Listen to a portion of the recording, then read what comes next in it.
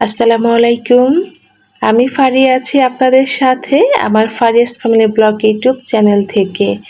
কাছে এবং দূরে যে যেখান থেকে আমার আজকের এই লাইফস্টাইল ব্লগ ভিডিওটি দেখা শুরু করেছেন, আশা করি সবাই আল্লাহর অশেষ রহমতে ভালো আছেন, পরিবার পরিজন নিয়ে নিরাপদে আছেন।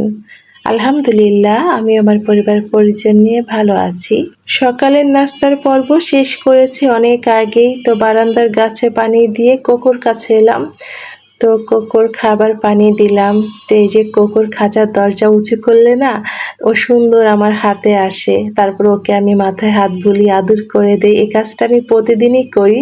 তো কোকোকে তো রাতে ঘরে নিয়ে রাখি। তো সকালবেলা যখন ওকে এই যে বারান্দাতে গাছের পাশে এইভাবে ঝুলিয়ে রাখি, তারপরে এই যে হাত দিলেও সুন্দর বের হয়ে আসে, সুন্দর আমার হাতের উপর আসে। তারপর আমি ওকে সুন্দর মাথায় হাত বুলিয়ে দেই।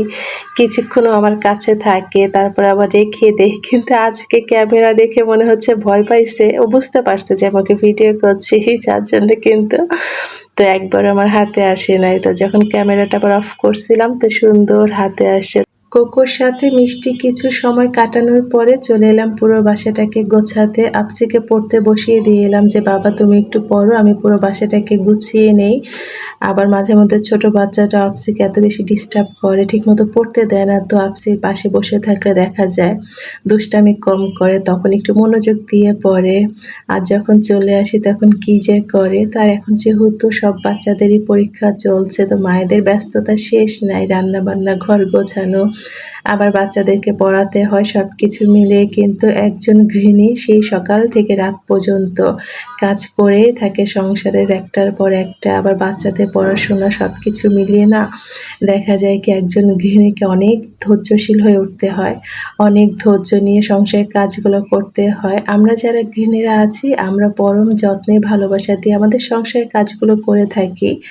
তো আসলে যদি একজন গৃহিণীর বেতন দেওয়া হতো তাহলে কিন্তু হাজবেন্ডরা ফতুর হয়ে যেত, তাই না? অথচ দিন শেষে একজন গৃহিণীকেই শুনতে হয় সারাদিন কি করো, সে তো একটু রান্না বান্নার, বাচ্চা সামলানো কখনো চিন্তা করে না। একজন গৃহিণীর আসলে কতটা কাজ থাকতে পারে একটা সংসারের। অনেকের তো হেল্পিং হ্যান্ডও নেই, তো তাদের তো আরও কষ্ট। আমাদের যাদের হেল্পিং হ্যান্ড আছে তাও কিছুটা আমাদের উপকার হয় কাজে, তারপর কিন্তু অনেক কাজ থাকে একটা সংসারের।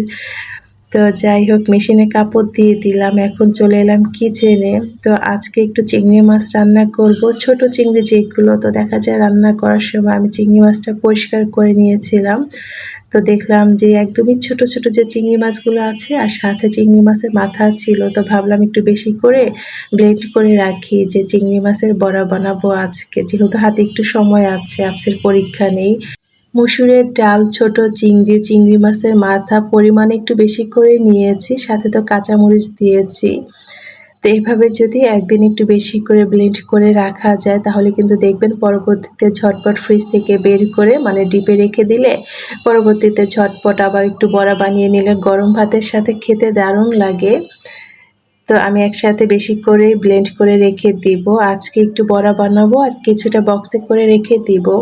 তো এইভাবে যদি কিছু কাজ করে রাখা যায় তাহলে না অনেকটাই উপকার হয়। দেখতে পাচ্ছেন কতটা পরিমাণে হয়েছে। তো আরও কিছুটা পরিমাণে ছিল, পরবর্তীতে আবার সেটা আমি ব্লেন্ড করে নিয়েছি। তো আর একটু মিহি করতে হবে, মানে আরেকটু ব্লেন্ড করতে হবে। কয়েকটা দেখলাম ডাল দানা দানা রয়ে গিয়েছে।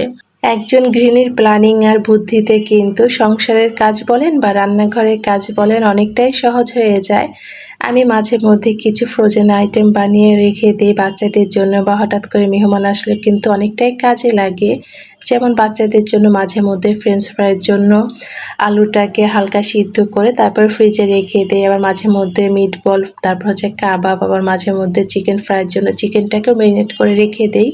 এভাবে যদি আমরা একটু বুদ্ধি করে কিছু কাজ এগিয়ে রাখি তাহলে কিন্তু অনেকটাই কষ্ট কম হয়, টেনশন থাকে না।